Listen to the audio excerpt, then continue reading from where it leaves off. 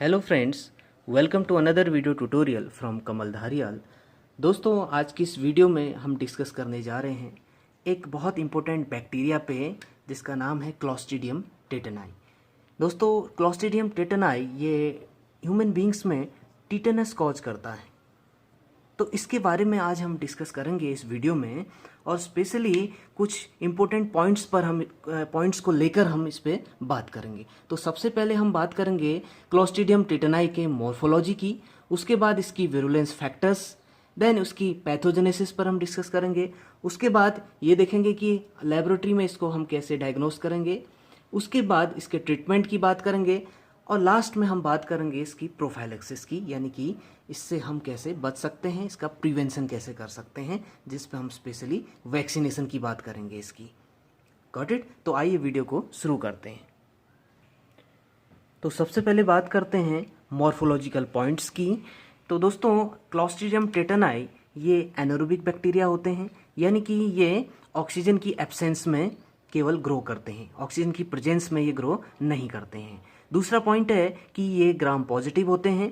Got it? यानी कि जब आप इनकी ग्राम स्टेनिंग करते हैं तो ये पर्पल कलर के अपीयर होते हैं। तीसरा पॉइंट है कि ये रॉड शेप्ड होते हैं। रॉड शेप्ड का मतलब है कि ये बेसिलस होते हैं। Got it?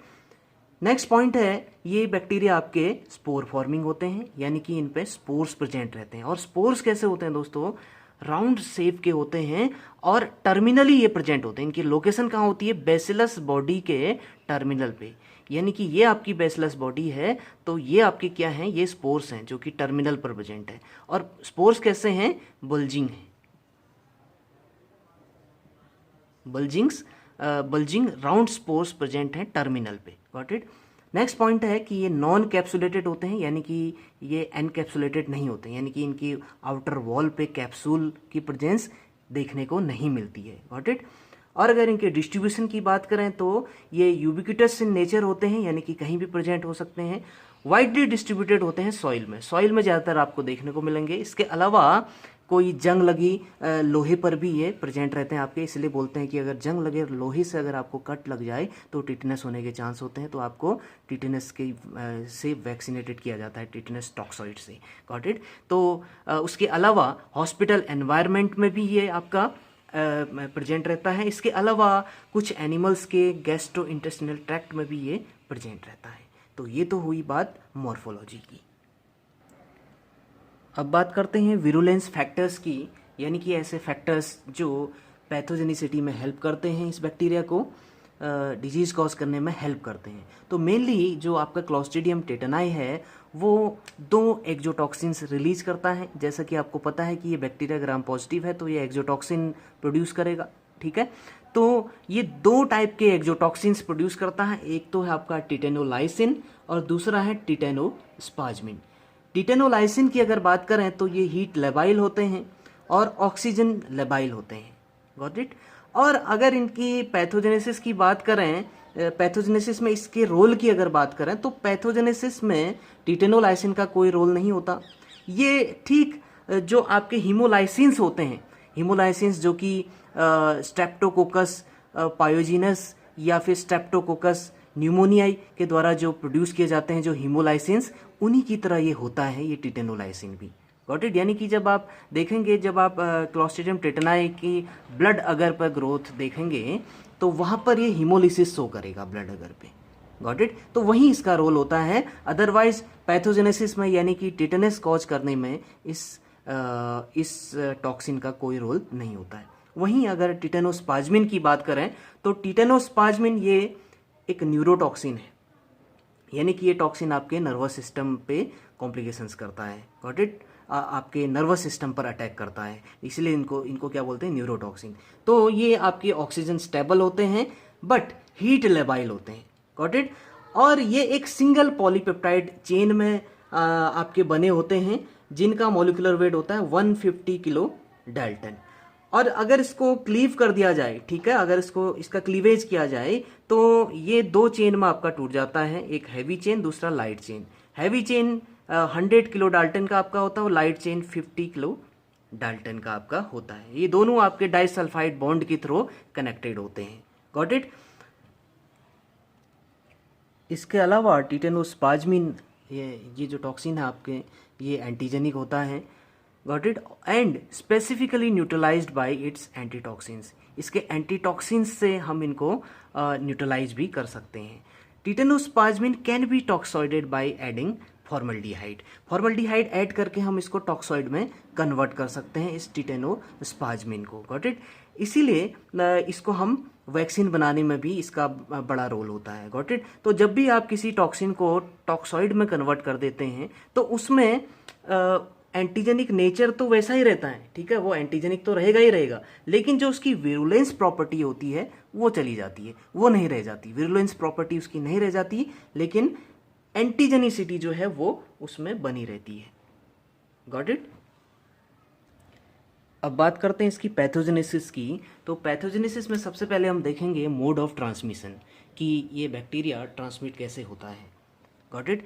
तो बैक्टीरिया ज़्यादातर जब आपके स्किन में कहीं इंजरी हो जाए, यानी कि कोई सुपरफिशियल एब्रेशन हो जाए, एब्रेशन का मतलब कहीं घर्षण आ जाए, यानी कि घिस जाए आपकी स्किन, कहीं पे छिल जाती है, ठीक है, या फिर पंक्चर हो जाए, पंक्चर वुंड के थ्रू, ठीक है, कहीं छिद जाता है आपका, ठीक है, कहीं छेद बन गया आपकी स्किन पे, ठीक है, या फिर कोई भी घाव बन जाए, ठीक है, रोड ट्रैफिक एक्सीडेंट की वजह से भी हो सकता है, ठीक है। तो कोई भी अगर घाव, यानी कि आपकी बॉडी की आपकी स्किन अगर एक्सपोज हो रही है एनवायरनमेंट में, या सॉइल के कांटेक्ट में आ रहे हैं आप, या फिर हॉस्पिटल एनवायरनमेंट में है, ठीक है, या किसी जंग लगे लोहे के कांटेक्ट में अगर वो स्किन आपकी आती है, या फिर किसी भी तरह से, ठीक है, तो वो आपकी बॉडी पे क्या कर जाएगा, एंटर कर जाएगा, ठीक है। या फिर क्या हो सकता है, सर्जरी के दौरान कोई डॉक्टर अगर विदाउट प्रॉपर एसेप्सिस से आपकी सर्जरी करता है तो तब भी आपकी बॉडी पे वो बैक्टीरिया एंटर कर सकता है, ठीक है।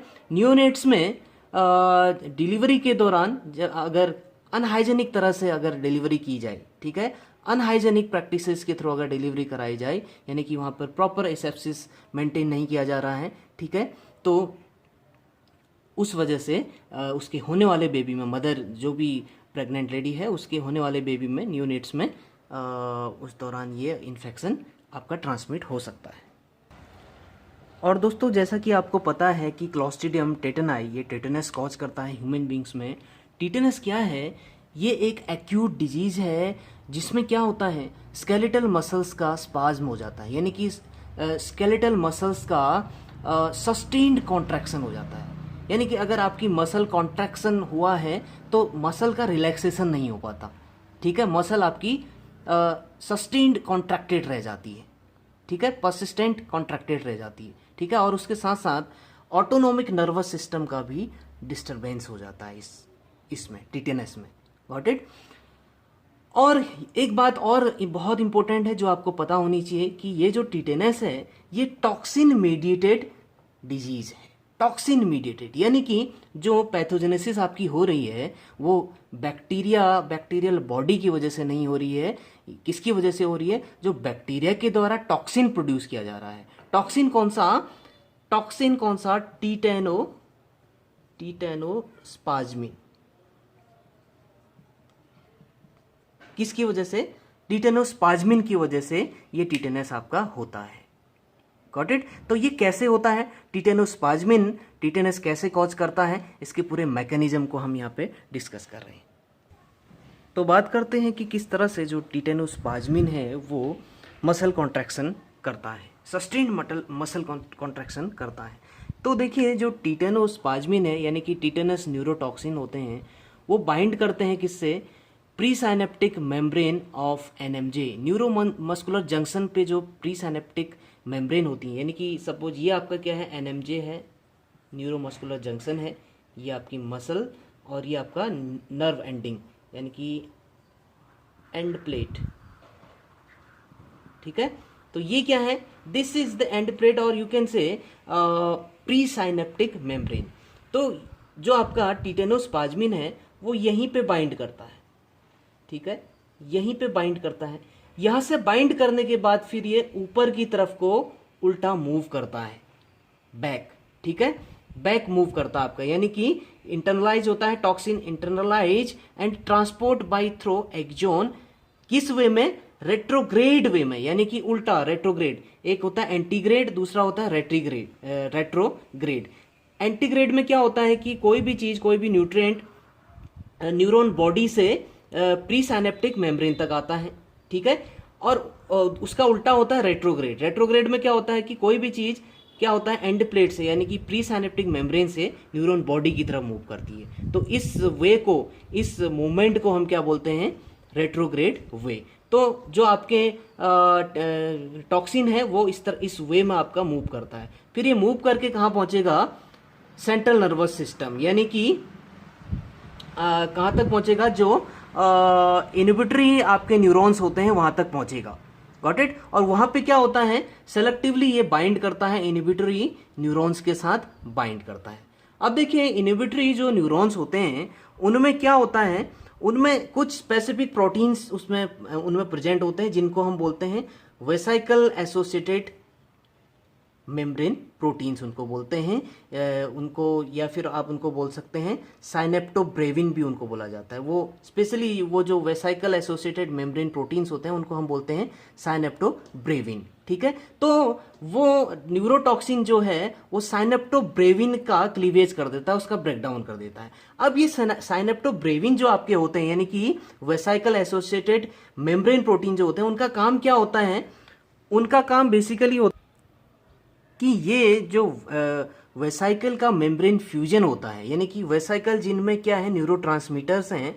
सपोज ये वेसाइकल है, इनमें न्यूरोट्रांसमीटर्स हैं, ठीक है। इनहिबिटरी, अगर आपकी न्यूरॉन इनहिबिटरी न्यूरॉन है तो इन वेसाइकल्स में जो उनमें प्रेजेंट है उनमें क्या होगा, इनहिबिटरी न्यूरोट्रांसमीटर उनमें प्रेजेंट होगा। तो इसका मेम्ब्रेन के साथ, यानी कि दूसरी जो न्यूरॉन आपकी होती है जो इससे कनेक्टेड है, उसकी मेम्ब्रेन के साथ, सॉरी, यानी कि जो ये वेसाइकल्स आपके हैं इनका किसके साथ फ्यूजन, प्री साइनेप्टिक मेम्ब्रेन के साथ फ्यूजन, ठीक है।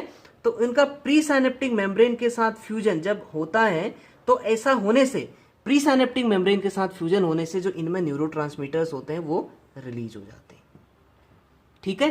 तो ये क्या करता है, ये टॉक्सिन क्या करता है कि इस प्रोसेस को करने वाले, यानी कि इस फ्यूजन को करने वाले जो प्रोटीन्स होते हैं उनका ब्रेकडाउन कर देता है। वो प्रोटीन्स कौन से हैं, साइनेप्टोब्रेविन। तो ये साइनेप्टोब्रेविन को क्या कर देता है, ब्लॉक कर देता है इसकी एक्टिविटी को, ये टॉक्सिन, ठीक है, टिटेनोस्पाज्मिन। तो जब फ्यूजन ही नहीं हो पाएगा, ठीक है, एंड प्लेट फ्यूजन नहीं हो पाएगा, यानी कि प्री साइनेप्टिक फ्यूजन नहीं हो पाएगा इन वेसाइकल्स का, तो इनके अंदर से ये जो न्यूरोट्रांसमीटर है वो भी रिलीज नहीं हो पाएगा, ठीक है। तो बेसिकली इनके रिलीज को ये क्या कर देता है, स्टॉप कर देता है, ठीक है। तो क्या हो जाता है, inhibition of membrane fusion of vesicles, ठीक है। तो बेसिकली जो कौन से आपके न्यूरोट्रांसमीटर इसमें रिलीज होना बंद हो जाता है, गाबा एंड ग्लाइसिन, यानी कि गामा अमाइनोब्यूटायरिक एसिड और ग्लाइसिन। ये मेनली दो आपके इनहिबिटरी न्यूरोट्रांसमीटर्स होते हैं जो कि किस में हेल्प करते हैं, जब ये रिलीज होते हैं आपकी, ये क्या कॉज करते हैं, ये रिलैक्सेशन को लीड करते हैं। अगर मसल कॉन्ट्रैक्शन हुआ है तो ये क्या करेंगे, रिलैक्सेशन में हेल्प करते हैं, ठीक है। तो ये टॉक्सिन क्या करता है, टिटेनोस्पाज्मिन, इनको ब्लॉक कर देता है। अगर आपका फ्यूजन ही नहीं होगा, प्री साइनेप्टिक मेम्ब्रेन फ्यूजन नहीं होगा, तो आपके न्यूरोट्रांसमीटर भी रिलीज नहीं होंगे। कौन से न्यूरोट्रांसमीटर, गाबा एंड ग्लाइसिन। और गाबा और ग्लाइसिन आपके रिलीज नहीं होंगे तो मसल का जो कॉन्ट्रैक्शन हुआ है उसका रिलैक्सेशन नहीं हो पाएगा, यानी कि मसल आपकी सस्टेन्ड कॉन्ट्रैक्शन में चली जाएगी, सस्टेन्ड कॉन्ट्रैक्शन ऑफ मसल हो जाएगा, ठीक है। तो इस तरह से ये टॉक्सिन आपका पैथोजेनेसिस में हेल्प करता है। क्लिनिकल सिम्टम्स क्या होते हैं इसके केस में, यानी कि क्लिनिकल मैनिफेस्टेशंस। इंक्यूबेशन पीरियड की अगर बात करें तो 6 to 10 डेज का इंक्यूबेशन पीरियड इस बैक्टीरिया का होता है। और ज़्यादातर ये बैक्टीरिया जो है इसमें जो टिटेनस कॉज होता है उसमें आपकी जो कॉमनली इन्वॉल्व्ड मसल्स हैं वो फेस और जॉ की होती हैं, ठीक है। और फर्स्ट सिम्टम इसमें क्या अपीयर होता है कि मैसेटर मसल्स का टोन बढ़ जाता है, ठीक है, जो यानी कि आपकी मसल्स ऑफ मेस्टिकेशन होती हैं, जो आपको किसी भी चीज़ को चबाने में हेल्प करती हैं, ठीक है। च्यूइंग प्रोसेस में जो आपकी हेल्प करने वाली मसल्स होती हैं, मैसेटर मसल्स, उनका टोन इंक्रीज हो जाता है, यानी कि कॉन्ट्रैक्शन हो जाता है, ठीक है। जिससे कि क्या होता है कि ट्रिस्मस की कंडीशन आपकी आ जाती है। ट्रिस्मस या इसको बोलते हैं लॉक जॉ, यानी कि जो आपकी जॉ है वो जॉ पूरी तरह ओपन नहीं हो पाती, ठीक है, आपका लॉक हो जाता है जॉ, ठीक है। फॉलोड बाय मसल पेन होता है उसके साथ साथ, और स्टिफनेस पड़ जाती है, मसल स्टिफनेस यानी कि कठोरता, ठीक है, मसल आपकी अकड़ सी जाती है, जकड़ जाती है, ठीक है। बैक पेन होने लगता है, और किसी भी चीज को स्वेलो करने में, निगलने में आपको प्रॉब्लम होने लगती है। इसके साथ साथ कुछ कॉम्प्लिकेशंस भी होते हैं। कॉम्प्लिकेशंस में 2 कॉम्प्लिकेशंस बहुत इंपॉर्टेंट होते हैं, बहुत मेन है, जिसमें पहला है रिसस सार्डोनिकस और दूसरा है ओपिस्थोटोनस पोजीशन। रिसस सार्डोनिकस में क्या होता है, ये क्या है, N abnormal sustained spasm of facial muscle. इसमें आपकी जो फेशियल मसल्स होती हैं उनका सस्टेन्ड स्पाज्म हो जाता है, यानी कि आपका जो फेस है वो कैसा दिखेगा, फेस हमेशा ऐसा लगेगा कि जैसे आप स्माइल कर रहे हैं, ठीक है, मुस्कुराता हुआ जैसा चेहरा दिखेगा, जैसा कि फिगर में आपको दिख रहा है, ठीक है। तो वो सस्टेन्ड मसल स्पाज्म होने से होता है फेस की, गॉट इट। दूसरा है ओपिस्थोटोनस पोजीशन। इसमें क्या होता है, it is an abnormal posture of the body due to generalised spastic contraction of the extensor muscle. इसमें क्या होता है, एक्सटेंसर मसल्स का जनरलाइज्ड स्पास्टिक कॉन्ट्रैक्शन हो जाता है, ठीक है। तो एक्सटेंसर मसल्स का कॉन्ट्रैक्शन होने से क्या होता है, बॉडी का पूरी तरह से बो शेप हो जाती है बॉडी, ठीक है, यानी कि कर्व में हो जाती है बॉडी पूरी तरह, जैसा कि आप देख पा रहे हैं फिगर में, गॉट इट। तो उसको बोलते हैं ओपिस्थोटोनस पोजीशन, गॉट इट। और कभी कभी क्या होता है, आपका एयरवे ऑब्स्ट्रक्शन भी हो जाता है, ठीक है, बात समझ आ रही। तो ये आपके कॉम्प्लिकेशंस होते हैं इस केस में। बात करते हैं लेबोरेटरी डायग्नोसिस की। दोस्तों वैसे तो अगर टिटेनस की बात की जाए तो टिटेनस को क्लिनिकली डायग्नोस कर लिया जाता है, यानी कि लेबोरेटरी डायग्नोसिस करने से पहले ही हम ट्रीटमेंट स्टार्ट कर देते हैं टिटेनस का, क्लिनिकल पिक्चर के बेस पे, क्लिनिकल सिम्टम्स के बेस पे, मैनिफेस्टेशंस के बेस पे, गॉट इट। तो लेबोरेटरी डायग्नोसिस सिर्फ एक कंफर्मेशन के लिए हम इसको करते हैं, लेबोरेटरी डायग्नोसिस को, गॉट इट। तो लेबोरेटरी डायग्नोसिस करने के लिए हम सबसे पहले स्पेसिमेन को कलेक्ट करेंगे। स्पेसिमेन क्या लिया जाता है, टिश्यू बिट्स फ्रॉम वुंड, जो भी घाव बना है, जहाँ पे घाव बने हुए हैं, उस घाव से क्या करेंगे, टिश्यू बायोप्सी ले ली जाती है, टिश्यू बिट्स ले लिए जाते हैं, ठीक है। तो ये स्पेसिमेन हम कलेक्ट करते हैं, तो उसकी क्या करते हैं, ग्राम स्टेनिंग करते हैं देन, ठीक है। तो जब ग्राम स्टेनिंग करेंगे तो ग्राम स्टेनिंग में आपको क्या दिखेगा, आपको gram positive bacilli with spore आपको दिखेंगे, ठीक है। और अपीयरेंस कैसी होती है, इस तरह की अपीयरेंस होती है, इसको हम बोलते हैं ड्रम स्टिक अपीयरेंस, ठीक है, ड्रम स्टिक की तरह, जिससे ड्रम बजाए जाते हैं, बैंड बजाया जाता है, वो जो स्टिक होती है उसी की तरह का दिखता है, आप देख सकते हैं, ठीक है।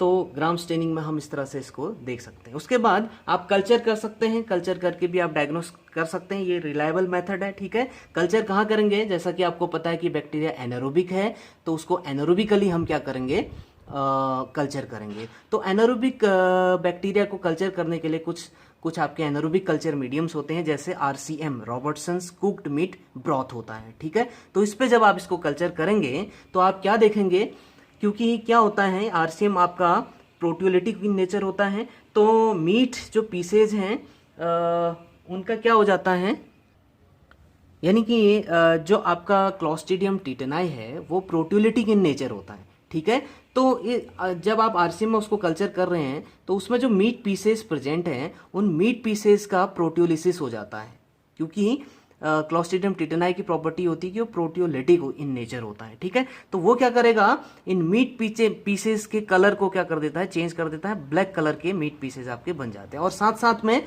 फाउल ऑर्डर भी आता है, यानी कि बहुत ही ज़्यादा दुर्गंध उनसे आने लगती है, उस कल्चर मीडिया से आती है, ठीक है। तो वो आपको कंफर्म कराएगा कि उसमें क्या प्रेजेंट है, उसमें आपका क्लॉस्ट्रीडियम टिटेनाई की ग्रोथ आ रही है, गॉट इट। तो जब आप ब्लड अगर पर करेंगे, ब्लड अगर पर अगर आप कल्चर करते हैं, ब्लड अगर पर आप क्या मिक्स करेंगे, पॉलीमिक्सिन B इसमें ऐड कर दिया जाता है। तो जब आप उसको इंक्यूबेट करेंगे 18 to 24 और आप 37 डिग्री सेल्सियस टेम्परेचर पर इंक्यूबेटर पे उसको इंक्यूबेट करेंगे, उसके बाद जब ऑब्जर्व करेंगे तो ब्लड अगर पर आपको स्वार्मिंग ग्रोथ दिखती है। स्वार्मिंग ग्रोथ का मतलब है, इजीली तरह से मैं आपको समझाऊंगा, कि जब आप किसी रुके हुए पानी में, तालाब में पत्थर मारते हैं तो क्या होता है, बाहर की तरफ को, जहाँ पे पत्थर पड़ा है उससे बाहर की तरफ को वेव्स निकलती हैं, लाइक दैट, इस तरह से, ठीक है। तो ठीक उसी तरह कल्चर मीडिया में, यानी कि ब्लड अगर पे जब आपने क्लॉस्ट्रीडियम टिटेनाई को कल्चर किया है, तो जहाँ पे आपने इनोकुलेशन किया हुआ है उस इनोकुलेशन से बाहर की तरफ को इस तरह से ग्रो अगर करे वेव्स लाइक में, ठीक है, तो इस तरह की ग्रोथ को क्या बोलते हैं, स्वार्मिंग ग्रोथ बोला जाता है। इसके अलावा दोस्तों टॉक्सिजेनिसिटी टेस्ट से भी आप इसको डायग्नोस कर सकते हैं। टॉक्सिजेनिसिटी टेस्ट में क्या किया जाता है कि जो ग्रोथ आपकी इस आरसीएम ब्रॉथ पर आई हुई है उसी ग्रोथ को आप किसी माइस की टेल की रूट पर, उसकी पूंछ की जड़ पे हम इसको क्या कर देते हैं, इंजेक्ट कर देते हैं। ठीक है, इंजेक्ट करने के बाद फिर कुछ टाइम बाद जब हम उस माइस को ऑब्जर्व करेंगे तो आपको क्या मिलेगा, उस पे उसकी जो पूंछ है उसकी टेल पर आपको स्टिफनेस दिखेगी। ठीक है, जो कि क्या करती है, वहां से आगे को मूव करती है। पहले तो आपको टेल में स्टिफनेस दिखेगी, उसके बाद फिर आप वो मूव करेगी वो स्टिफनेस कहाँ को, आगे की तरफ को, लिम्स की तरफ को जाएगी। देन फिर आपके ट्रंक में स्टिफनेस होगी, उसके बाद फिर 4 लिम्स पर स्टिफनेस देखने को मिलती है। फिर धीरे धीरे क्या होता है, 2 दिन के बाद आप देखेंगे कि वो माइस की क्या हो जाती है, डेथ हो जाती है। तो इससे कंफर्म होता है कि उसमें क्या था, उस ग्रोथ में आपका क्या था, उस आरसीएम ब्रॉथ में जो ग्रोथ आई थी वो क्लोस्ट्रीडियम टीटेनाई की थी। तो इस तरह से हम लेबोरेटरी में इसको डायग्नोस कर सकते हैं। दोस्तों अगर ट्रीटमेंट की बात करें तो जैसा कि आपको पता है कि ये जो टीटेनस है ये टॉक्सिन मीडिएटेड होता है, यानी कि टॉक्सिन की वजह से होने वाला ये डिजीज़ है, यानी कि बैक्टीरिया का इसमें रोल नहीं होता। ठीक है, तो एंटीबायोटिक इसमें बहुत बड़ा रोल नहीं होता एंटीबायोटिक्स का। ठीक है, तो एंटीबायोटिक्स आपकी तब असर करती हैं जब बहुत ही अर्ली स्टेज में आपको पता चल जाए इन्फेक्शन के बारे में। ठीक है, डिजीज़ के बारे में बहुत जल्दी डायग्नोस हो जाए। ठीक है, अर्ली स्टेज है, यानी कि अभी टॉक्सिन का एक्सप्रेशन नहीं हुआ है या बहुत ज़्यादा टॉक्सिन रिलीज नहीं हुआ है, तो फर्दर बाद में और ज़्यादा टॉक्सिन रिलीज ना हो इसके लिए आप एंटीबायोटिक से बैक्टीरिया को उसकी ग्रोथ को इनहिबिट कर सकते हैं। ठीक है, तो इतना ही रोल एंटीबायोटिक्स का रहता है। ठीक है, तो ज़्यादातर जो प्रीफर की जाती है वो एंटीबायोटिक वो है मेट्रोनिडाजोल। मेट्रोनिडाजोल को 500 mg दिया जाता है इंट्रावीनसली एवरी 6 आवर्स में। ठीक है, एवरी 6 आवर्स में उसको रिपीट किया जाता है फॉर 7 डेज, 7 दिन तक उसको एवरी 6 आवर्स में 500 mg इंट्रावीनसली इंजेक्ट किया जाता है मेट्रोनिडाजोल। ठीक है, तो ये तो एंटीबायोटिक का उतना ज़्यादा रोल नहीं रहता। ठीक है, बहुत जल्दी अगर हो जाए तो पता लग जाए तो तभी आप एंटीबायोटिक्स को प्रिफर करते हैं। जो सबसे रिलायबल मेथड है दैट इज क्या है, वो क्या है, ह्यूमन टीटेनस इम्यूनोग्लोबुलिन्स दी जाती है। ठीक है, इम्यूनोग्लोबुलिन्स से ट्रीट किया जाता है या फिर एंटी टीटेनस सीरम दिया जाता है। ठीक है, तो ये ह्यूमन टीटेनस इम्यूनोग्लोबुलिन्स कितने डोज में दिया जाता है, 250 international unit intramuscularly single dose दिया जाता है इसका। Got it. इसी तरह एटीएस भी यानी कि एंटी टीटेनस सीरम भी आपका दिया जाता है इंट्रामस्कुलरली सिंगल डोज में। इसको थोड़ा सा इसका डोज ज़्यादा होता है, 1500 इंटरनेशनल यूनिट। ठीक है, अगर इन दोनों की बात करें तो इन दोनों में ज़्यादा जो प्रीफर्ड है यानी कि ज़्यादा जो दिया जाता है वो कौन सा है, HTIG, ह्यूमन टीटेनस इम्यूनोग्लोबुलिन्स ज़्यादा प्रीफर की जाती, क्योंकि इसके बहुत ज़्यादा साइड इफ़ेक्ट्स होते हैं एटीएस के। इसकी वजह से सीरम सिकनेस हो सकती है, सीरम सिकनेस या और भी बहुत सारी एनाफाइलेक्टिक रिएक्शंस होने के चांसेस होते हैं, यानी कि एलर्जिक रिएक्शंस होने के चांसेस होते हैं। ये इसके साइड इफेक्ट है। ठीक है, तो सेफ कौन सा है, सेफ आपका HTIG। ठीक है, इसको दिया जाता है। या इसके अलावा कंबाइंड इम्यूनाइजेशन भी किया जाता है, उसमें टीटेनस टॉक्सॉइड प्लस HTIG को प्रेफर किया जाता है। यानी कि पेशेंट जो कि टीटेनस टॉक्सॉइड से नॉन वैक्सीनेटेड है, यानी कि जो पर्सन नॉन वैक्सीनेटेड है उनको ये दिया जाता है। एक आर्म पे TT लगाया जाएगा और दूसरे आर्म पे HTIG दिया जाता है। ठीक है, and followed by the complete vaccination of TT as per the schedule. उसके बाद ऐसा करने के बाद टीटेनस टॉक्सॉइड का कंप्लीट कोर्स किया जाता है as per the schedule. Got it, तभी वो असर करेगा आपका। ठीक है, तो ये ट्रीटमेंट है। बात करते हैं प्रोफाइलेक्सिस की।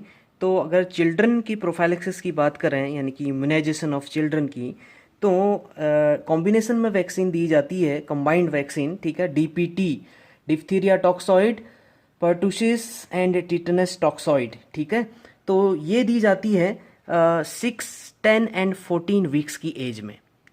ठीक है, जब बच्चा जो है 6 वीक का है, पहला डोज, दूसरा डोज 10 वीक्स में और तीसरा डोज 14 वीक्स की एज में, ठीक है। And this is followed by booster dose at 16 to 24 weeks and 5 years. 2 booster dose दी जाती हैं, एक तो 16 से 24 वीक्स की एज में और दूसरा बूस्टर डोज 5 ईयर्स की एज में। And which is also followed by 2 additional doses of tetanus toxoid. Tetanus toxoid की फर्दर फिर एडिशनल डोज दी जाती है, 2 डोज दी जाती है एट 10 ईयर्स एंड 16 ईयर्स, पहला 10 ईयर्स पे, दूसरा 60 ईयर्स पे। और अगर कोई बचपन में किसी का अगर इम्यूनाइजेशन ना हो पाए तो एडल्ट एज में भी उसका इम्यूनाइजेशन हो सकता है। उसमें क्या होता है कि टिटेनस टॉक्सॉइड की 4 डोज दी जाती हैं। 2 डोज तो एक महीने के अंतराल में दी जाती है, 2 doses at 1 month interval, which is followed by 2 booster doses at 1 year and 6 year. Further फिर उसको 2 बूस्टर डोज दी जाती हैं, पहली तो 1 ईयर के गैप में और दूसरा 6 ईयर पे, ठीक है। तो इस तरह से इम्यूनाइजेशन किया जाता है। और अगर साइट की बात करें कि ये आपको वैक्सीन कहाँ लगाई जाती है, तो चिल्ड्रन में तो ये vaccine anterolateral aspect of thigh पे लगाई जाती है, थाई के एंटेरोलेटरल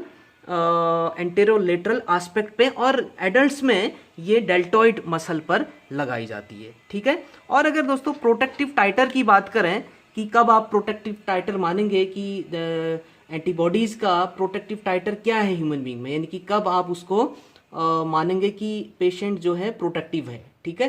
तो जब एंटीबॉडीज़ का टाइटर 0.01 या फिर इससे ज़्यादा हो, 0.01 यूनिट पर ml, इतना जब एंटीबॉडीज़ का टाइटर हो तो उसको आप क्या मानेंगे, प्रोटेक्टिव टाइटर माना जाता है। So this is all about the Clostridium tetani. अगर आपके समझ में आया है तो प्लीज़ आप इसको लाइक करिए और ज़्यादा से ज़्यादा शेयर करिए। Thank you very much.